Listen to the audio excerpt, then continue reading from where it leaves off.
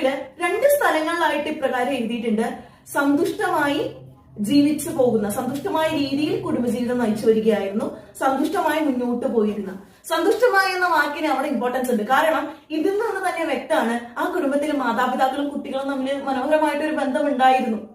എന്നിട്ട് എന്തുകൊണ്ട് കുട്ടികൾക്ക് മാതാപിതാക്കളോട് അവൻ അനുഭവിച്ച ഈ പ്രശ്നങ്ങള് തുറന്നു പറയാൻ സാധിക്കാതെ ഇരുന്നത്?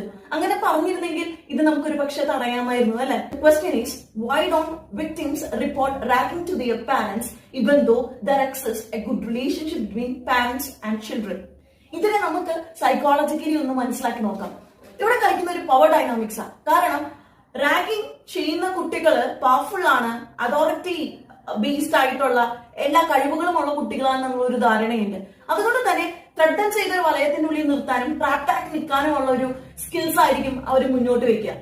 2020 സ്റ്റഡീസ് പറയുന്നത് 60% കുട്ടികളും റാഗിങ് റിപ്പോർട്ട് ചെയ്യുന്നില്ല. കാരണം ആ സിറ്റുവേഷൻ വീണ്ടും വഷളാവും എന്നുള്ള ഒരു പേടി കൊണ്ട് തന്നെയാണ്. ഇനി കോഗ്നിറ്റീവ് ഡിസോണൻസ് തിയറിയിൽ പറയുന്നത്, നമ്മള് റാഗിങ്ങിന് കൃത്യമായിട്ട് റിയാക്ട് ചെയ്യാൻ പറ്റിയില്ലെങ്കിൽ നമ്മൾ അതിനെ വേറെ രീതിയിൽ ജസ്റ്റിഫൈ ചെയ്യാൻ നോക്കും, വേറെ രീതിയിൽ തോട്ട് പാറ്റേൺ മോഡിഫൈ ചെയ്യാൻ നോക്കും. എന്ന് വെച്ചാൽ, ഓക്കെ, റാഗിങ് ഞാൻ സഫറിങ് എന്നെ അഡ്മിറ്റ് ചെയ്യുന്നതിനേക്കാളും നല്ലത് എന്നെ റാഗിങ് കുറച്ചും കൂടി സ്ട്രോങ് ആണ് ആക്കുന്നത് എന്നുള്ള ഒരു ചിന്ത അവരെ അങ്ങനെ ഒരു രീതിയിലേക്ക് മാറ്റും. ഇനി മൂന്നാമത്തെ ഒരു കാര്യം, ഞാൻ ഇത് റിപ്പോർട്ട് ചെയ്ത് കഴിഞ്ഞാൽ ഞാൻ വീക്ക് ആണ്, ഇമ്മച്വർ ആണ് എന്നൊരു തോന്നൽ എന്റെ പാരന്റ്സിന് ഉണ്ടാവും, എന്റെ ടീച്ചേഴ്സിന് ഉണ്ടാവും.